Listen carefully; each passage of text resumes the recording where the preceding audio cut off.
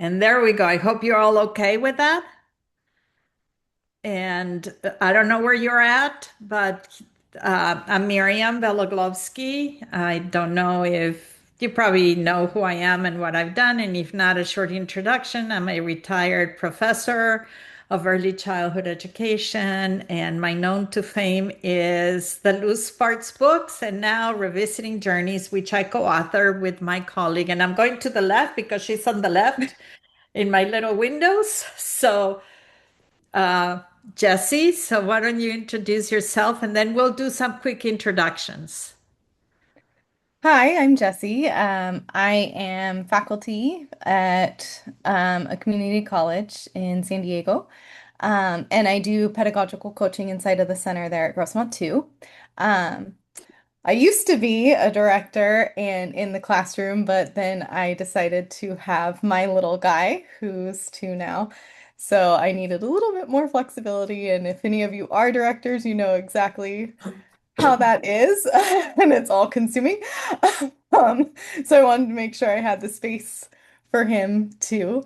Um, I also chair the San Diego Reggio Roundtable, which is a group of volunteers who try to put on quality professional development workshops here in San Diego for the community at large. That's how I actually met Miriam. She's on my right, so that's why I'm pointing that way. But super excited to be joining you all. And looking forward to reflecting and growing with you during our camp. So why don't we do a quick round and just tell us who you are, like two sentences. Who wants to start? Shall I start on the right and start calling names, or you want to volunteer? I can go ahead. Can you hear me? Yes, I can. Okay. Hi, my name is Rachel, and I live in Ojai, California. Um, Oh, can I I'm move in with currently, you? what's that? Can I move in with you? Oh, sure. I'm actually on the East Coast in Pennsylvania right now visiting family, and it's really super fun. And I'm going into my sixth year teaching preschool. And I'm beginning at a new school, the Oak Grove School in Ojai, and my director there recommended this to me. So I've really been Oh, enjoying the book. good. Yeah. Who's next? I'm going to start calling names. I can go I, next. yes, you're next, actually. Oh, okay. My name is Cheryl Winchelbaum, and I teach 3-year-olds at the Boulder JCC preschool, and I've been teaching for 17 years. And I'm looking to kind of jumpstart my spark for the fall, so I thought this would be a good idea. I also want to move in with you. I want to move somewhere. Deborah,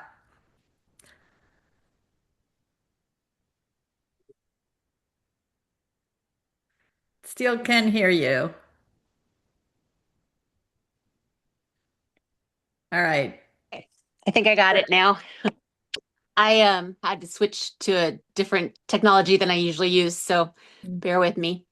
I'm Deborah, and I'm in Bellingham, Washington, and I've been doing childcare for oh gosh, about 35 years. As a classroom teacher, I was mostly with toddlers, and I've now been a program supervisor for about 20 years, and I've also been a director at times. So I've worn a lot of hats, and really love children and families. So very glad to be here.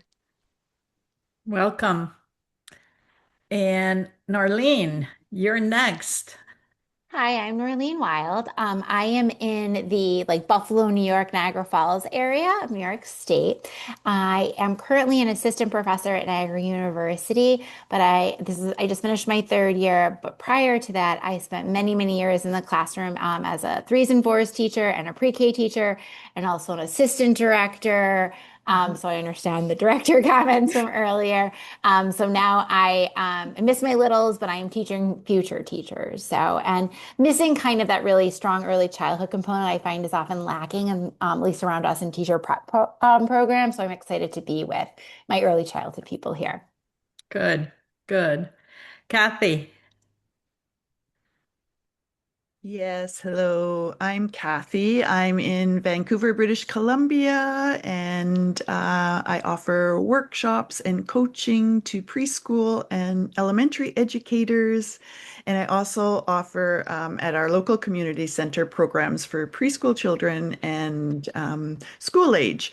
I have an elementary school background, and this is, I think, my fourth summer in the studio, and it's always part of my membership here is always part of my ongoing journey at unraveling just the traditional teaching methods that had been handed out and embracing more the relationship human connection of education.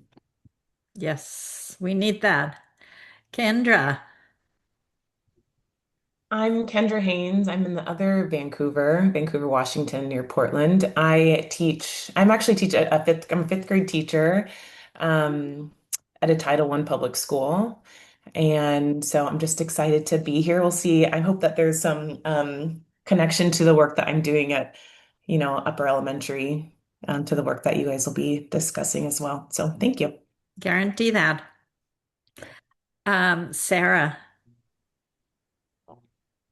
Hi, I'm Sarah Meyer, and I am in Durham, North Carolina, where I'm about to start my 20th year at Children First, a preschool. And I guess it'll be about maybe my 31st year teaching overall. So a few other kinds of settings, but in preschool for the long haul. And yeah, happy to be here. I'm glad you're here. Sadie. I just think it's easier if I call on you guys. Hi, I'm Sadie. I'm in Carborough, North Carolina, just up the road from Sarah. I'm also in preschool, small preschool, the Morningside School. It is in my house, so I wear both the hat of co-teacher with my other co-teachers as well as I don't really like the word director, but that's what I do. And I have been teaching for I think 29 years, something like that. I'm not sure. All preschool, and I am eager to be on this journey with you all. I'm glad you're here. Pam. Hi, I'm Pam Okenwright. I'm in Richmond, Virginia, and you don't want to be here because at the moment, Too hot. stinky hot and extremely humid. Yep. And it's been like that for over a week. Um, but I think getting better.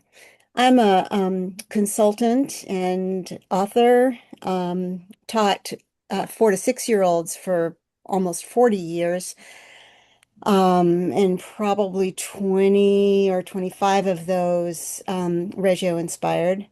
And I may be popping in and out. I am also taking care of my granddaughter at the moment, at this very moment. So, No, we know that. Both Jesse and I have been doing that, so we know. yeah. She has a 2-year-old. I just came back from taking care of my grandbaby.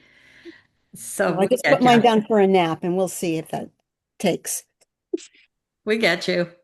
Welcome. Teo, did I pronounce that correctly? Yeah, that's great. Hi, everybody. I'm Teo. I'm calling from Cambridge, Massachusetts. I'm a coordinator at a research group called Lifelong Kindergarten. So I'm not a teacher, but I do, as part of my work, a lot of workshops with kids and teens and families, and then also teachers in schools and after school programs, libraries, conferences, lots of different spaces. And I've been there for about 5 years. The first 2 years I was a grad student, and then since then a staff person. Cool. I'm Good. really excited for Welcome. the students. My first year joining. Good. And Rupal. Hi, everyone. My name is Rupal. The easiest way to remember is Ruby and Opal smushed together. I'm joined here by my very sleepy pup, Miru. And I actually get to work with Teo every day, which is a real joy for me. Oh, cool. So I direct global programs and partnerships at our lab, Lifelong Kindergarten. A lot of what we do is try to deepen and broaden the presence of creative learning, working with communities around the world and local communities here too in the greater Boston area. I've been a big fan of the Center for Playful Inquiry for a while, and I was very excited about this opportunity to actually get a chance to be in community with you all and also do some learning. I come to my role actually having been mostly fourth grade, but I did a bunch of different classroom teaching positions and also worked in teacher education for a while and informal education as well. I'm excited about the books and the offering and getting to know all of you. That is wonderful. So, um, Jesse and I mean, I'm really excited to hear that we have some elementary school learning here, and I see Annie coming in. I'll come back to you to let you introduce yourself. So, what we try to do, I know that Matt and Susan are going to be discussing the book, the Revisiting Journeys book, with you separately. So, I think that's a great strategy because, of course, Jesse and I are not very objective about the book because it was a journey of love and passion for us to write that book. And there was tremendous amount of learning that we can share. But we thought we could take you a little bit deeper into the principles of that guided us when we were writing the book, because we had tremendous discussions about what we were going to do. We did tremendous amount of research, and it's exciting because this is really, for me, the first book that is written with um, my own, of course, our own research. You know, the Loose Parts series, they had deep research, but it was mostly done by somebody else. For this one, it was done by us, and that brought a whole other concept of richness into the perspectives that we introduced in the book. So last week we posted, I hope you had a chance to read The Belonging. We're not going to make you do a lot of work, but the way that it is organized is every week we're going to do a posting and ask you to do some interactive activities or interactive work just to help you think deeper. So the last week we were talking about belonging. What has made you feel like you belonged? And we asked you to do a collage. Did anybody get a chance to do this? If not, it's okay. If you did, we would love to hear you and share. And then Jesse and I can share a little bit about how do we interpret belonging and why belonging is so important.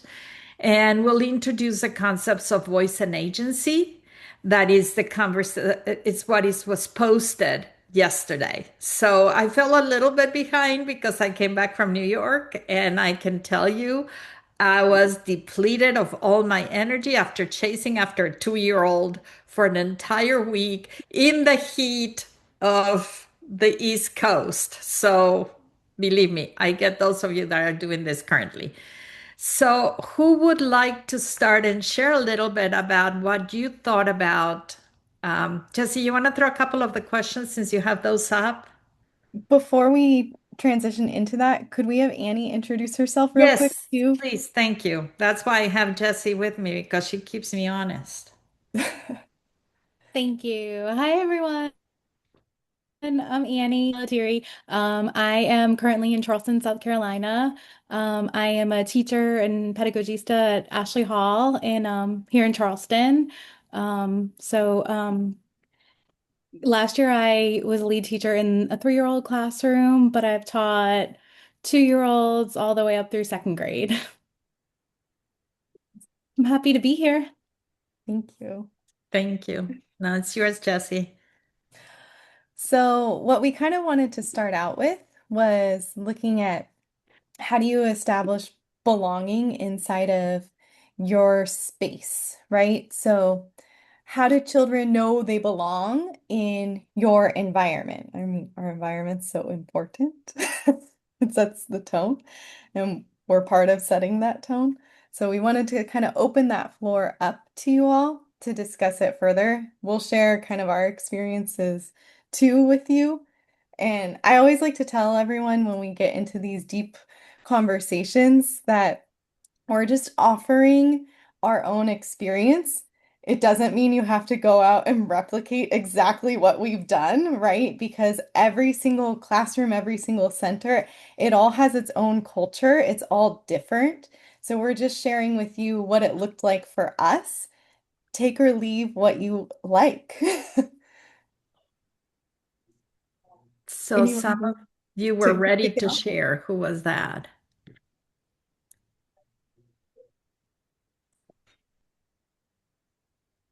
Oh my goodness. Can I ask a question? Yes, Yeah, of course. I'm just brand new to the platform, and so I didn't do the activity because I'm just kind of Okay.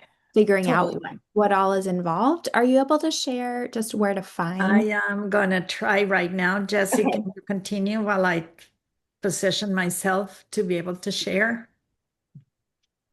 Okay. Let me actually stop sharing and let you continue while I find it, and then I'll come back and share. Thank Yeah, you. and don't worry about it if you didn't get a chance to do it. It's totally fine.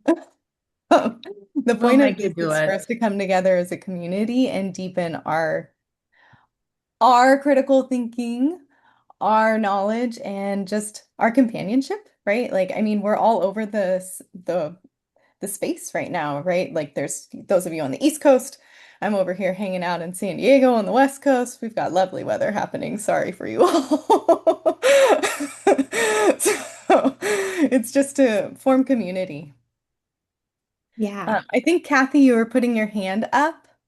Yeah, I haven't done the reading either, but I've Okay. been away on holidays in Ontario, so experiencing some of that heat that everyone's talking about. But my experience there visiting family had me thinking actually about belonging Mhm. and um, thinking so much that often we think about like belonging within a group. And it got me thinking that maybe belonging starts within us. So feeling a sense of connection to oneself, a sense of authenticity, of um, confidence or a certain level of confidence and contentedness within self. And so then thinking about it in terms of children, it's then how do we set that safe environment so they can have that connection with themselves first. And not that these things happen in isolation, but connecting with self allows one to, I think, um, be able to find their way with others. So just some of those thoughts. Yeah, absolutely. One thing I used to tell parents when they were coming in, I was primarily a toddler teacher, even though I taught infant through um, pre-K or 5-year-olds here. But I loved being with the twos, and I'd always tell families like one big thing that we're going to help your children establish is that they like themselves. Right, because this is when their personalities really start to kick off, that toddler age. They start really trying to assert their independence, their autonomy. So let's help them see that value in who they are. And you're right, without that piece, it can be hard to feel a sense of belonging because you've got to belong within you too and connect to nature too, right? Um, Nature's a big thing for me. Um, Being a coastal city, right, we have connections to the water, especially, and that can also help instill a sense of belonging. How do you belong inside of your own community where you find appreciation just in the natural creatures that come through? We saw a bunny this morning in my backyard, and we were having a whole conversation. My little toddler, I say he speaks Dieganese because he speaks Spanish and English and something. And we were talking about, oh, look at this bunny and how they're coming to say hello to us and they're part of our community. Um, of course, instead, he's banging on the door trying to get to it. Yeah, I have my Finding puppy that trying to belonging. get in here too. Huh? Willow's trying to get in. So she's crying. She's my toddler.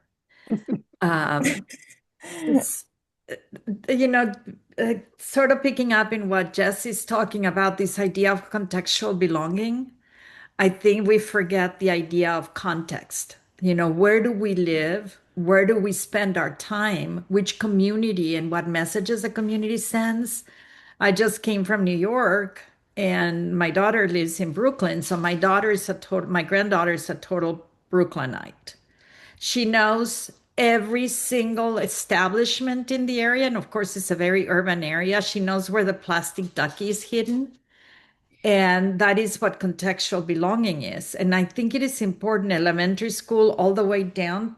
I'm going to start with the infants all the way up to elementary, to talk about the context of the communities that we live in and how do they bring in a sense of belonging to the work that we do every day. How do we create even the concept of community? And I think these are words that we use all the time. We create a sense of belonging, but truly, what does it mean? And in the context of the Independence Camp, Independence, it has triggered a lot of thought processes for me because I've done a lot of work and I'm always arguing that we're not independent. We are interdependent. We're in constant relationship with each other. We're in constant relationship with the world that we live in, the materials we engage with. And I think that's what really brings around the sense of belonging. How do we really connect with all the work that we do and how do we give it the power?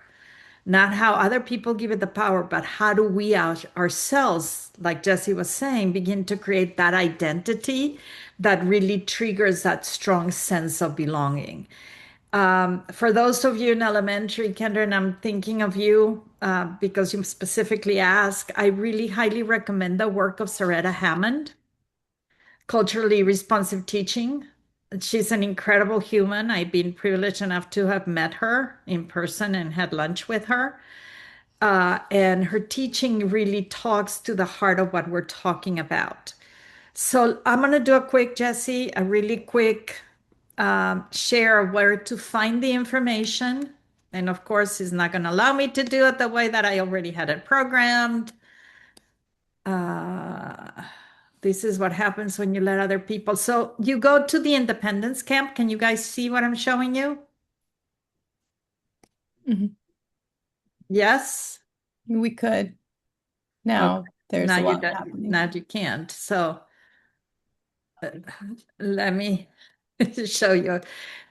So every week you'll hear that Matt and Susan are going to be posting conversations, and then you'll see the Belong and Independence as Foundations for Learning.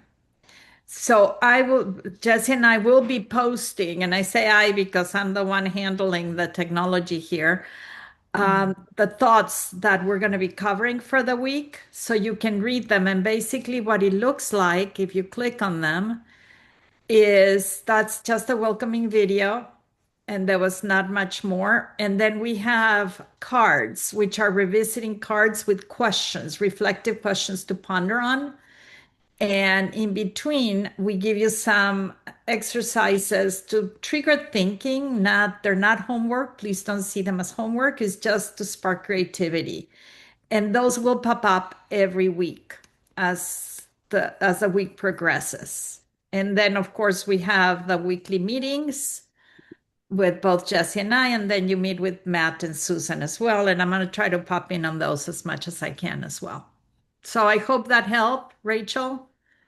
Yeah, definitely. I see it. Okay, so it's hard to keep up. We're not gonna grade you, of course, but we do want to make sure that we trigger the thinking. So when we think about a sense of belonging and connections to agency, and I think agency is one of those words that we use all the time, but why don't we take a moment to sort of define what agency and how belonging supports agency? So what are your thoughts?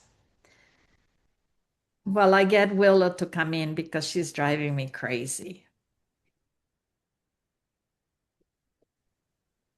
Willow is her little pup. Cheryl, I saw your hand up. Since I'm in a Jewish preschool and actually I'm teaching the summer session, so I'm on lunch right now and my co-teachers are handling the kids. We have certain weekly rituals that we do. Like today was Monday, so we have something called Havdalah. And not all the kids are Jewish. It's just something that we do in community. And Havdalah is just a way to start the week. And the kids know that we light a candle, we put the candle out in some water in a cup, and it makes a sizzling sound. And then we tell each other to have a good week, Shavua Tov. And we sing a little song. And sometimes they put their hands on each other's shoulders and they kind of sway. And it's just a way to come back together after we've been with family over the weekend. And I think it's a nice way to reset for the week and let the kids know that, you know, they belong to this family too, that it's very important to be home with their family, but when they're not and they're here at school, they have a school family.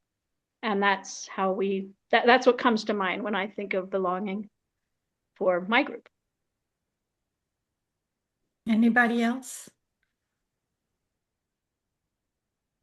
Norlene?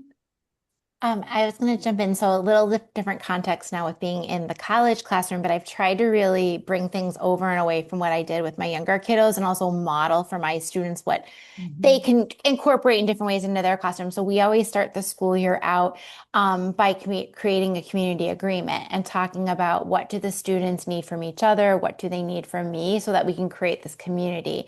And I give them the opportunity to give me lots of ideas. I usually give them different ideas, and then we sort of bring that all together into like something that we can return to.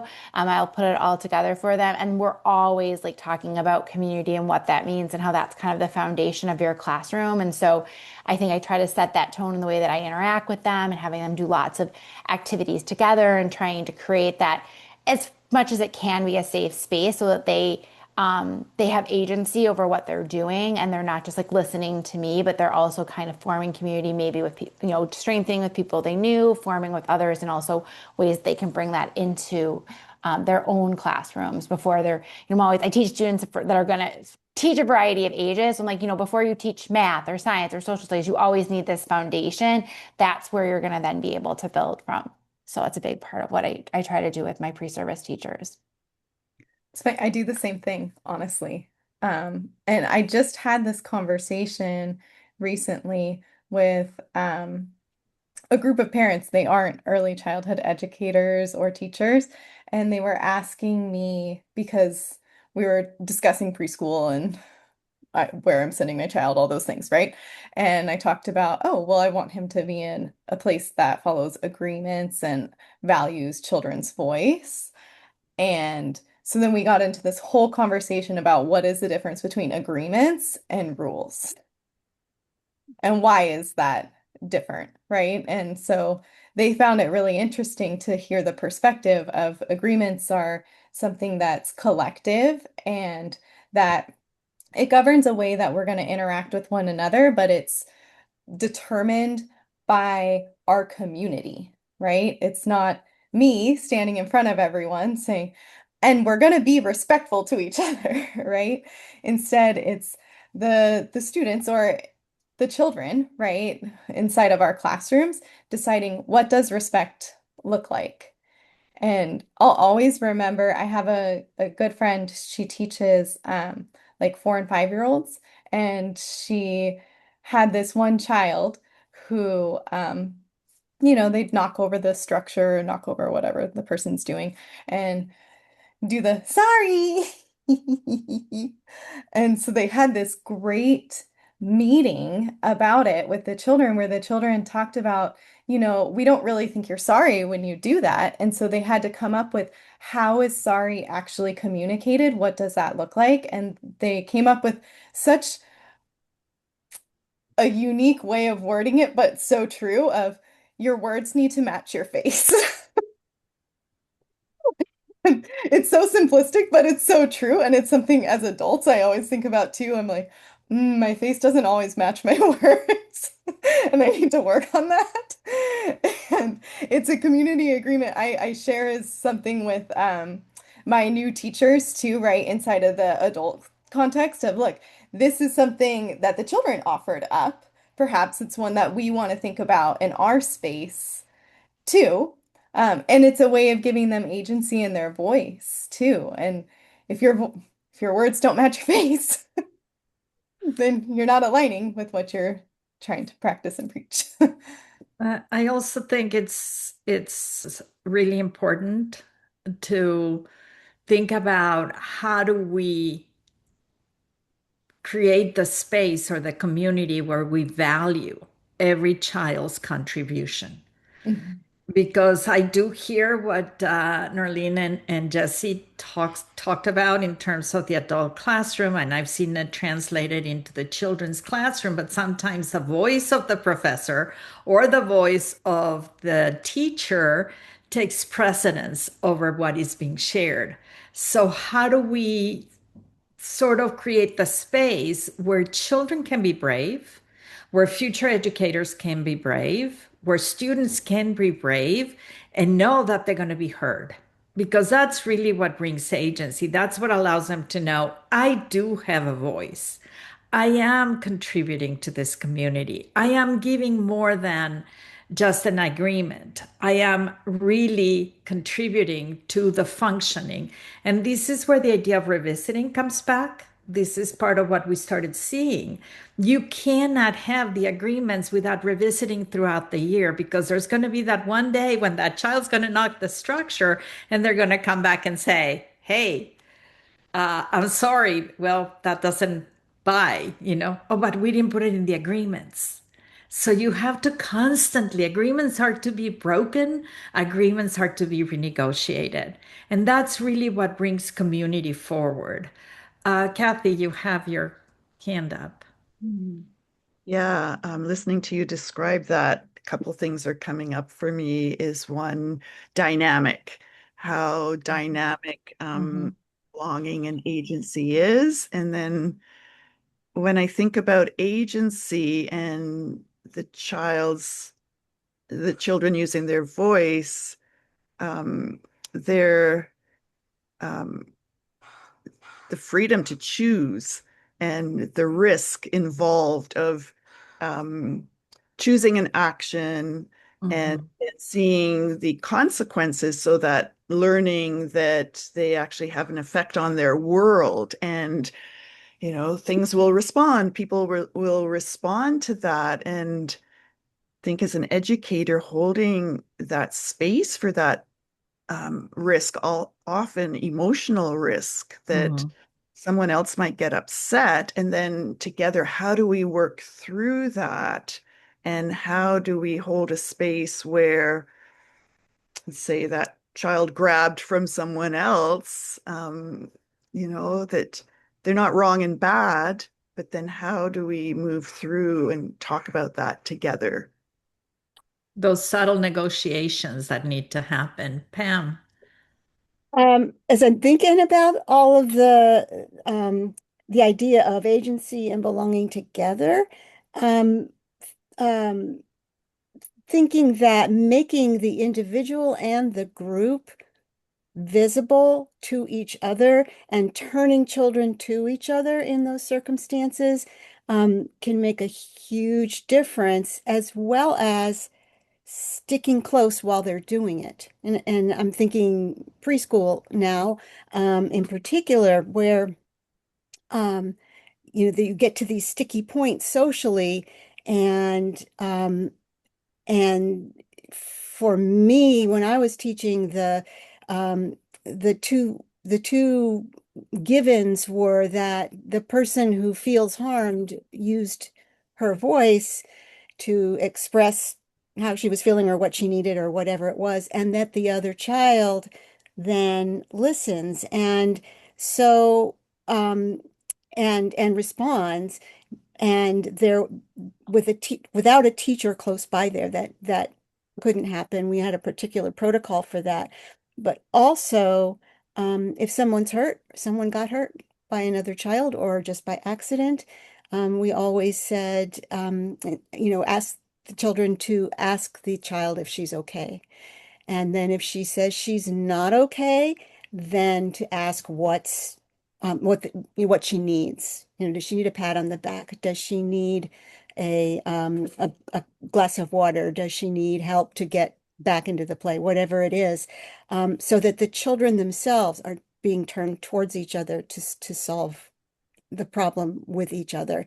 And also so that the relationship, if it was hurt, if it was damaged, could be repaired by the interaction. So we never asked children to say they were sorry because it really wasn't meaningful. But are you okay? Meant they had some responsibility to each other. Well, and they don't understand what the word sorry actually means, right? No. Like I could walk up and hit you and say like, alligator, you're fine now, right? Because I said alligator. It's Right. it's It's the not same magical thing. thinking they think if that makes any sense to them. Or to me Kathy, either. I mean, that doesn't, Yeah. Kathy shared in the chat, Susanna Axelson. If you haven't read her, please look her up. Talks about what we're discussing as collective autonomy. Suzanne is awesome. I know her personally. She stayed in my house. We spent a lot of time together. I want her brain. This woman thinks at a level that, wow. So I would really encourage you to follow her. But yes, it is how do we create that collective interdependence or independence where we understand that our actions impact somebody else and our actions also affect the work that we do and affect each other. So, how do we create that ecosystem? In the book, Jesse and I talk about the physical space as an ecosystem that is also woven with the temporal space. A lot of the times we plan schedule independent of the pedagogy and independent of the space, and then we realize something is not functioning and we can't figure out what it is. So, how do we create that interdependent work between the different spaces within our ecosystem? Another thing that came to mind as I was listening to you is in the book, we talk a lot about chronicles, chronicling the story. And what we meant by that is beyond documentation, which is very traditionally done through the Reggio philosophy or approach. The chronicles are led by the children. So the children have the leadership of telling their story as they're building whatever they are investigating. They are in charge of talking about it, of sharing what they're thinking. So if it was something as simple as, we're exploring the word sorry and what it means by chronicling it. And I think this is a strategy that you can use in elementary school very effectively with giving children the ownership of chronicling the story of what they're learning. Teo, I see your hand. Yeah, I just wanted to share some of what have been coming up for me, and especially because you brought up the physical space. I was thinking about how, at least in my work, it's kind of rare that I see the same child or teen or teacher over many times over a period of time. It's a lot of one-off workshops, not exclusively. There are some at the library, I tend to see the same sorts of kids. But I do think a lot about how to create an environment of belonging, even knowing that, we might be together for an hour or 90 minutes. And when you brought up the physical space, I thought about something that our group thinks about a lot is like when people are coming into this workshop space, we want to share some kind of energy through music. And what kind of music are we picking? We do a lot of work with immigrant families. And so our playlists sort of reflect all sorts of global world music. So even from the first few seconds, maybe somebody can see their identity reflected in that space. I think we also do a lot, especially when we host in our own lab space. We have different seating options, and we make sure to tell people you can sit here at this desk, you can sit in the sofa area, especially when we're creating something. If you feel the need to walk around, go by the windows, like you have freedom of movement here. And I think that that just messages like you can be yourself, especially for like neurodivergent kids and things of that nature. So yeah, I think that I was just reflecting that we rely a lot on environment. When we set out materials, I really try to not set them out like very neat and orderly. I almost wanted to look like somebody was already here using this Play-Doh, these markers, this colored paper, because that also is a bigger invitation, right? It's not like a don't touch these until you're allowed to touch these. It's like this is for you and it's for you to make things with. So yeah, I was just reflecting that we use a lot of physical cues to signal that they belong. Mm-hmm. Mm-hmm.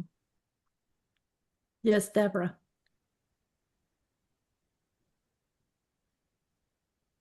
Oh, those pesky phones. Okay, I can do this. Okay, so one of the things that I've been thinking about too with including is actually how we physically hold our body.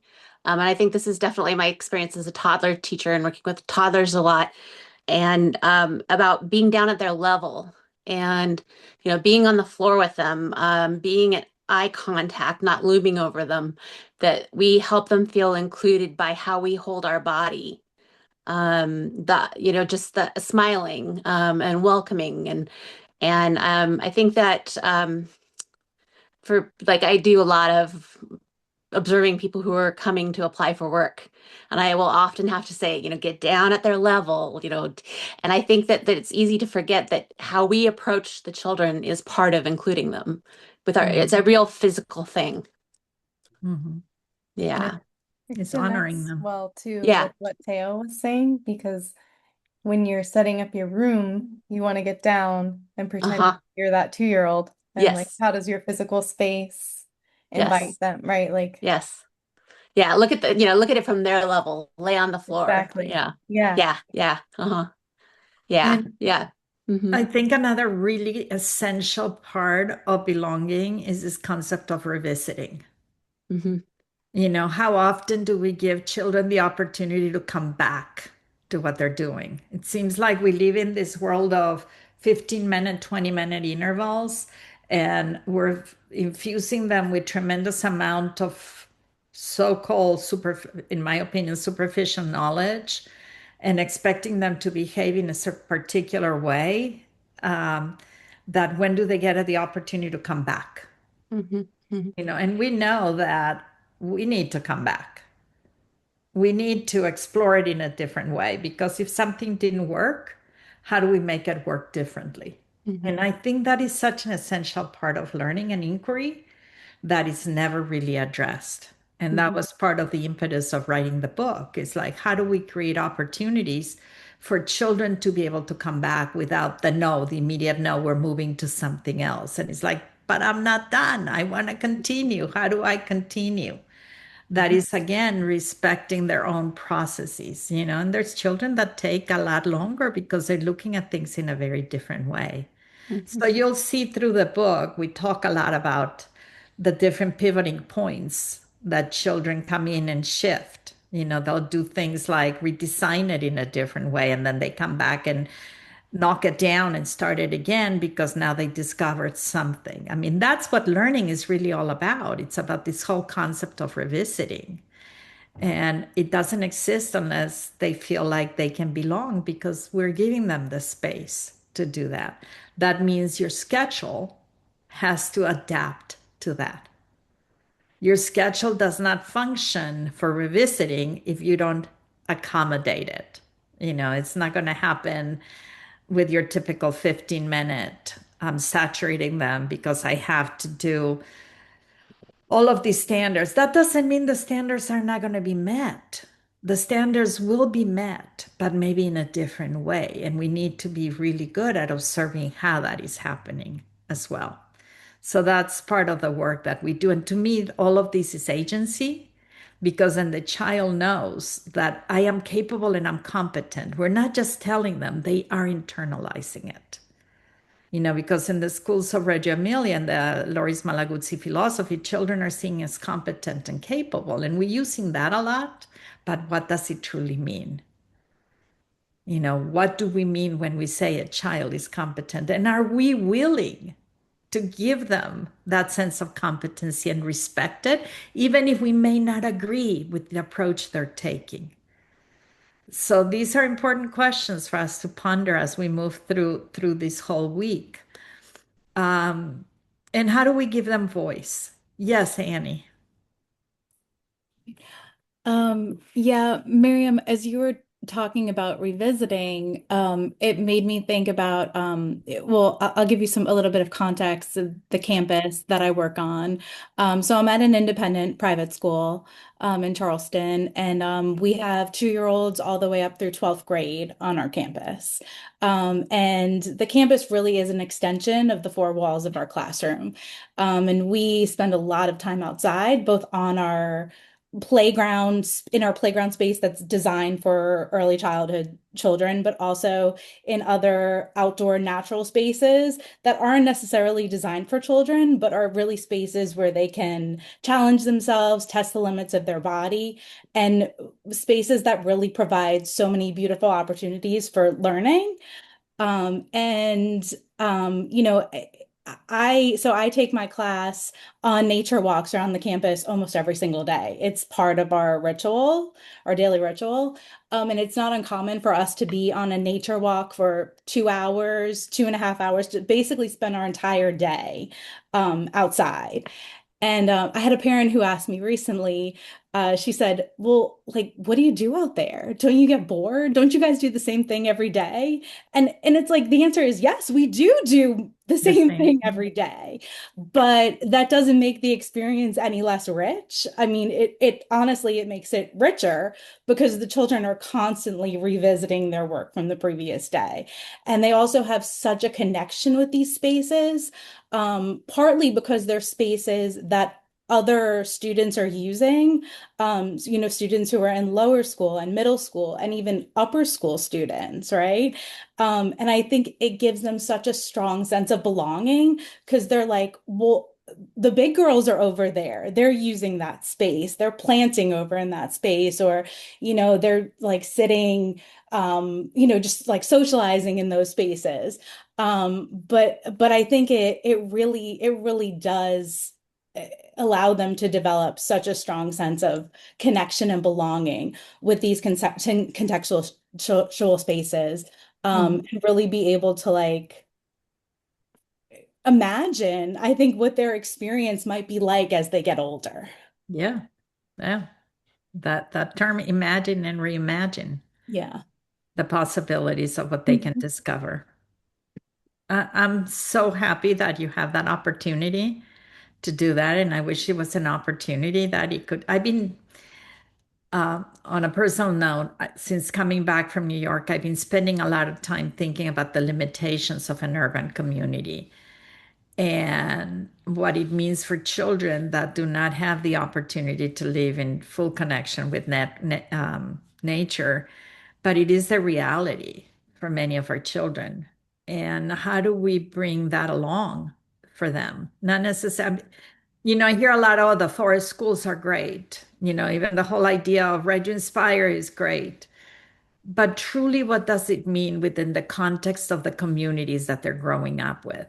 I've done a lot of tremendous amount of work in Pacoima, Panorama City, and in Los Angeles, which is a port of entry community with a lot of newly arrived immigrants. And right now they're in fear, what is happening, because a lot of the children have been taken into the detention camps and they don't leave the community. So how do you create that sense of belonging under the most adverse and difficult circumstances? And I think our educational responsibility is shifting. We can no longer just say, oh, we have a sense of belonging. We need to be really clear as what we define as a sense of belonging. What do we define as giving them agency? When you're working with communities that are living in such difficult circumstances, how do you create a sense of agency for children so that they feel that they have a say, so that they feel that they have a voice? Sadie. this is reminding me a lot of what I came to. I did make a collage and I sort of just grabbed things, um, You want to share including it just, or not? well, I guess if you all really want to see it, but Yeah. Can you um, go back a little bit? okay, hold on. Let me see myself so I can see if I'm getting it to you all back a little bit. Okay, Okay. there we go. So I mostly just grabbed what I had near me,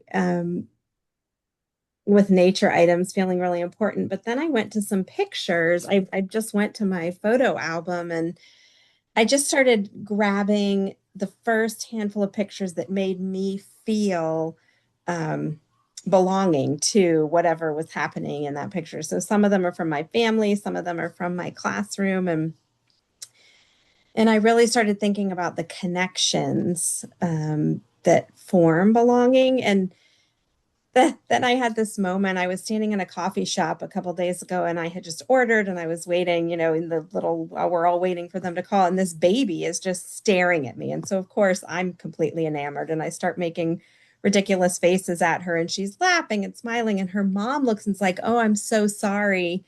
She's just staring you down." And I was like, "No, we're having a great moment of connection." Um, and then I don't really have much of a point. I'm just throwing ideas at you all. I know some of you might also be on exchange every day, but today they sent something out, and the quote was from Maya Angelou. It said, "I've learned that people will forget what you said, people will forget what you did, but people will never forget how you made them feel." Mhm. And that clicked some of what I've been thinking about in terms of how connections help form belonging, and part of what Teo was saying, and that happened with me and the baby. Like, I'm never going to see that baby again, but we had this moment of connection, and the feeling that was left with me, and I can only guess the feeling that it left with the baby is what is the belonging that is formed from that connection. And so the intentionality that we use in our classrooms or our whatever spaces we're in with children and families, that the choices that we make and the willingness to see children as people and respect them as such are part of what help with the create that sense of feeling that leads to a connection that leads to a sense of belonging. Mhm. Thank you for sharing that. It is community, is beyond the classroom. It happens every day. We're having a big challenge in this area with the e-bike conflict. I don't know if you're experiencing that, but we have groups of teenagers, young teenagers, pretty much harassing people in their e-bikes. And the community is up in arms. It's like they should be arrested, they should be sent to juvenile hall, the families have to be held accountable. And I'm thinking, why don't we think about it differently and begin to think about what don't we have in this community that is not supporting them? And I think one of the things that has disappeared in communities is that whole sense of we all watch for each other. We're all care for each other, and we're going to create spaces for this group of teenagers that are harassing these elderly, maybe working together in a project or doing something. And it was such a harsh discussion where I felt that my neighbors were even going to start cussing me because they couldn't understand what I was saying. But my family did this and we did that. And it was, yeah, but you're in your 80s. The reality that children today are living is not the same reality that you lived, and I couldn't bring it across for them. And I think it's sort of what is happening in society at large. And I'm sort of going down a rabbit hole, but I'm throwing this at you to think further. It is, we have completely disconnected the realities of children today to the communities that we're creating. We just go one extreme. Let's stop doing social media. Let's not give them a tablet. Somebody posted something today and it said, well, taking away the tablets when they're in public spaces will also have to hold us accountable to understanding that children's development may not be exactly what we expect of them in a restaurant. A 2-year-old is going to get up and run around, and we may not like it. So that's why I think we're giving children the tablets because we are so concerned about what other people think that we're not realizing the long-term consequences of what we're doing. So I think the conversation is beyond giving them or not giving them social media, giving them or not giving them a tablet. It is, what does it truly mean when we're giving it to them? What does it mean when we're not giving them to them? What are we as a community willing to do? It's no longer just about the classroom. It really is about the surrounding communities that we live in. How do we take care of each other? How do we know each other? How do we learn that works for each other? And I think I am really saddened by a lot of the teenagers growing up today because their reality is harsh, whether they live in an affluent community or not. But they're confronting is very different than what we had growing. And I'm older than many of you here, but I grew up in the time when, we made our own rules as we played, and adults would not interfere unless somebody was bleeding. Those things are not happening anymore, and critical thinking is not existing. So how do we go back to that? How do we build that agency in young children? So we have 5 minutes left, and that's why I'm sort of bringing it to that closure so that Before we you can close, go RuPaul for has it. like put her hand up multiple times. So Who I was just want to that? make sure. RuPaul. Oh, RuPaul. I'm sorry, I didn't see it. Go ahead. Thank you, Jesse. Yeah, I actually, this point you were talking about, Miriam, is something I wanted to share, which is I think a lot about belonging, and I loved the title of this course around like independence, and it's like play with interdependence. And I wanted to share this visual I come to a lot. It was made by the folks at the Othering and Belonging Institute. I'm just gonna hold it up. I can't seem to upload something to the chat, but um this first circle is like a circle and it talks about exclusion. So exclusion is like when you purposely keep people outside of the structure. Mm-hmm. And then the middle one talks about inclusion. So now like people are inside the structure, so they're involved in the structure. But I love the way they depict belonging because it's like belonging is like we reimagine what the structure is. And like to your point too about like the kids and the iPads, and it's like, what are we willing to give up is a big question I often ask myself, like when I'm facilitating designing, like maybe it's giving up something about time or even like the goal, like in service of the belonging. Mm-hmm.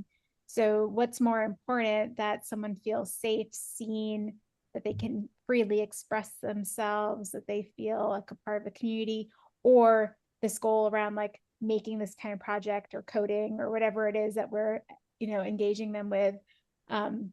But that visual often reminds me, it's like, if you really mean belonging, then a question to ask too is like, what are you willing to give up in service of that? And I loved those examples you were sharing just now too. And I want to add also the exclusion piece. Who's excluded?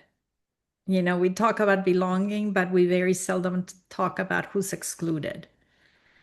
And Vivian Paley has a wonderful book where she talks a lot about the idea of exclusion. Children tend to be very exclusionary in nature, but it is how do we adults help them understand how that exclusion happens? I'm thinking about children with diverse abilities, for instance.